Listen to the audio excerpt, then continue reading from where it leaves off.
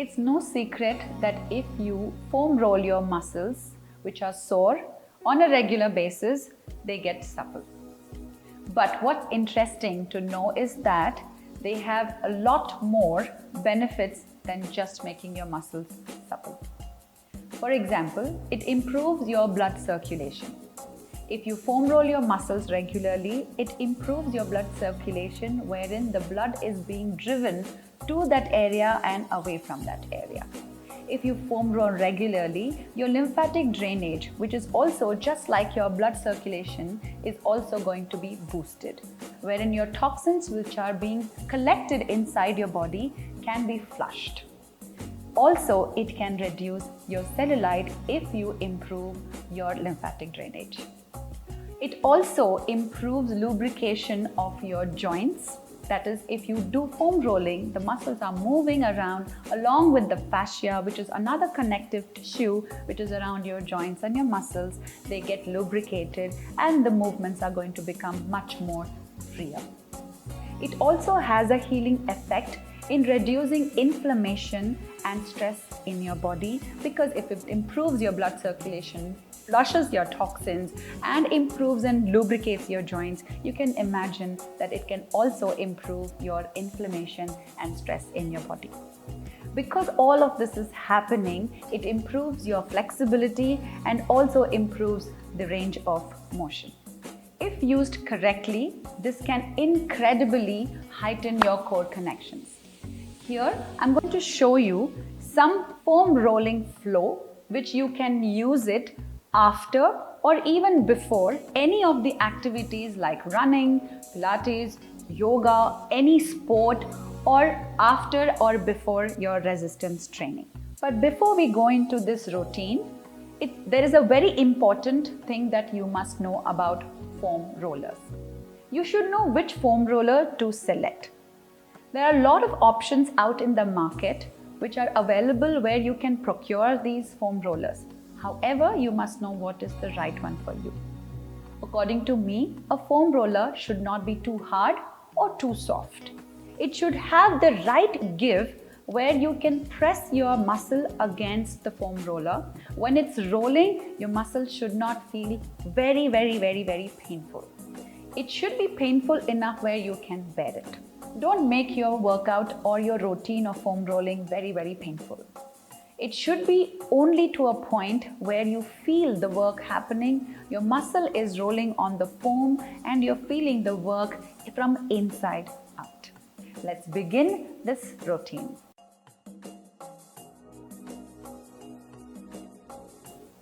Let's have the foam roller to one side and turn around and make an attempt to sit on the foam roller. And keep your feet in the front and keep your palms resting on the knees. From here, gently try to move your hips on the foam roller front and back. You will start to appreciate your muscles being foam rolled on top of the roller, wherein you can feel a little bit of bumpy roads. That could be because of your tight muscles and also the muscles which has worked too hard that you're feeling them under your hips. While you're feeling your foam roller against your muscles, if you find any tender spots, just try to lean towards that tender spot and then press against the foam roller. You can go a little bit more slower to appreciate it more, or you can go a little bit more faster if you feel there are no bumps, you're just feeling the muscle being pressed against the foam roller.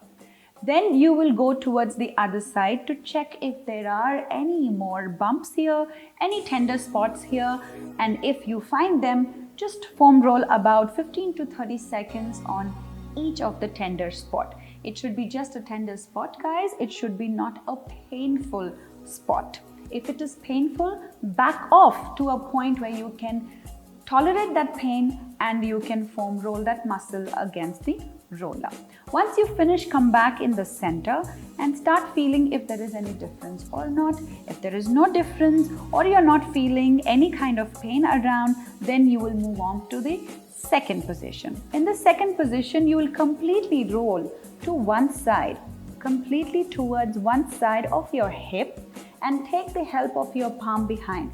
Make sure that your weight is not falling a lot on your arm. This work is more to do with your hip and with your spine, so try not to let the body completely go towards your arm. Keep the body upright towards the foam roller. If you find any tender spots like how I'm feeling right now, so I'll try to roll my muscle against that roller so that I'm feeling that muscle is getting that spreading kind of work around that area. Now once I finish here for a few repetitions, I will again come back in the center, lean to the other side and shift my knees to one side so that I can press some pressure or put some pressure over that muscle. Now pressing against the foam roller with that muscle, if I find any tender spots, then I will keep rolling my body front and back. Try not to put a lot of weight on your palm and then keep rolling until you feel that there is a change, or if you finished your 15 seconds count, then come back in the center. Now let's keep your both palms, that's the third position, and then roll onto the bone that you will find it just above your hips. Now keep pressing your body against the foam roller. When you're doing that, you will feel a little bit of bumpy road again, and if you don't, you can explore your lower spine or closer to that bone by rotating your body to one side. Again, try not to put a lot of weight on your palm and then press your lower spine to the sides against the foam roller, and then go to the other side and try to shift your weight only to one side, and then from the other side you're pressing against it. And then breathe in, breathe out. Also don't forget to breathe in, breathe out. Then come back in the center and let your hips move forward. As you're doing that, make sure you're connecting your lower abs so that you're not sinking your body down, and don't let your hips go down yet. Keep your hips up and then foam roll your lower spine against the roller. Same thing again, try to go to one side. This time you put your elbow down and foam roll the sides of your lower spine just above the bone, the hard bone that you will feel above. That's where you will feel a lump of muscle which is trying to foam roll against the roller. Then do side to side. Let's go on to the other side and press against the muscles which are to the sides of your lower spine. Don't forget to breathe in, breathe out, and press against the foam roller. Try to keep your weight off your elbow just to support your spine. Breathe in, breathe out, and then come back in the center. This time you will place your hips down, and now you will try to keep your weight there, lift, and just above the foam roller at your lower spine or just above the lower spine. Breathe in, breathe out. As I told you earlier, if used correctly, it can connect your core muscles as well. So staying in this position needs a lot of activation of your lower abs so we can feel your abdominals are working. Breathe in, breathe out. Once you finish there, let the foam roller go around your chest line. From there, take your palms behind your head. Now lift your hips up, then foam roll your mid-back against the roller. As you move front and back, you should be able to feel your sides of your mid-spine, around your mid-back, around your shoulder blades are pressing against the roller. Then to the side, rotate and feel the muscles being pressed against the roller. The sides of your spine, your shoulder blade muscles are pressing against the foam roller. Come back in the center to the other side. Then breathe in, breathe out. As you're doing that, let the foam roller nicely go up and down across your sides of your mid-back, and then coming back in the center. Now go to your sides. One side, place it around your lower ribs and let the arm go down. So from here, let's take the foam roller a little bit more higher. Here, the foam roller should not be at the neck. It should be below the neck, or you can say at the beginning of your shoulder blades. There, you will lift your hips up. Keep your palms or your head at your head, and then you will roll. You will take the foam roller till the beginning of your neck or at the base of the neck. You will breathe in, breathe out while you roll, and you can also rotate a tiny bit to feel the tender spots and then move up and down. To the other side and up and down. Back in the center and then hops. Let's do it on the sides. For the side, you will have to begin with sitting on the side of your hips. Place the top leg in the front, lower leg down on the floor. Place your palm in line with the body. You can keep your elbow also down if your wrist is uncomfortable. You can go onto your palm or your elbow. From here, roll the foam roller under your hip. You can keep the foot off or on. If you keep your foot off, it will be more advantageous to keep your weight going on to the foam roller. If it is too painful, you can keep your foot down and try to move the foot up and down.